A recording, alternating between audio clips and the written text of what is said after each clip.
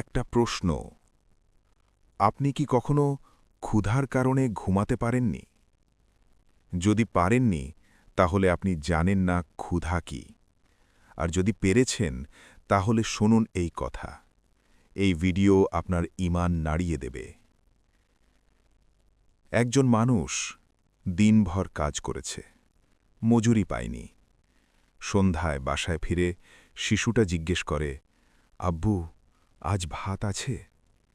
লোকটার গলা আটকে যায়। সে মিথ্যে বলে, ঘুমাও, সকালে খাব।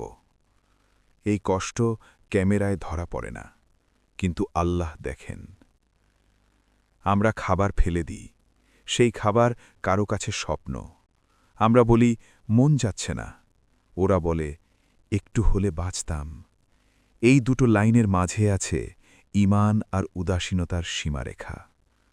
আল্লাহ বলেন, তোমরা নেকি অর্জন করতে পারবে না যতক্ষণ না তোমাদের প্রিয় বস্তু থেকে দান করো।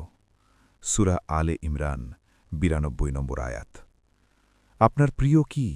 খাবার, আরাম, স্বস্তি? ঠিক সেখানেই পরীক্ষা। নবী সাল্লাল্লাহু আলাইহি ওয়াসাল্লাম বলেন, যে ব্যক্তি একজন ক্ষুধার্তকে খাদ্য দিল, তার গুনাহ ঝরে পড়বে যেমন গাছ থেকে পাতা ঝরে পড়ে।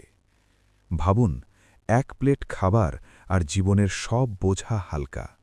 এটা কি ছোট সওয়াব? এক রাতে একজন নেককার মানুষ এক মুঠো খাবার নিয়ে বের হলেন। দরজায় কড়া নাড়ে না, চুপচাপ রেখে চলে যান। পরদিন জানা গেল, যে ঘরে খাবার রেখেছিলেন সেই ঘরের একজন রাতে না খেয়ে আত্মহত্যার সিদ্ধান্ত নিয়েছিল। খাবারটা তার সিদ্ধান্ত বদলে দেয়। এক মুঠো ভাত, একটা জীবন। আমরা বড় বড় কথা বলি, স্ট্যাটাস দিই, ভিডিও বানাই, কিন্তু পাশের বাসার ক্ষুধার্ত মানুষটার নাম জানি না। এই ভিডিও আপনাকে আঘাত করার জন্য না, এই ভিডিও আপনাকে জাগানোর জন্য। রসূল সাল্লাল্লাহু আলাইহি ওয়াসাল্লাম বলেন, হে মানুষ, খাবার খাওয়াও, সালাম ছড়াও, রাতে নামাজ পড়ো, জান্নাতে প্রবেশ করবে। খেয়াল করুন, খাবার খাওয়ানো নামাজের আগেই।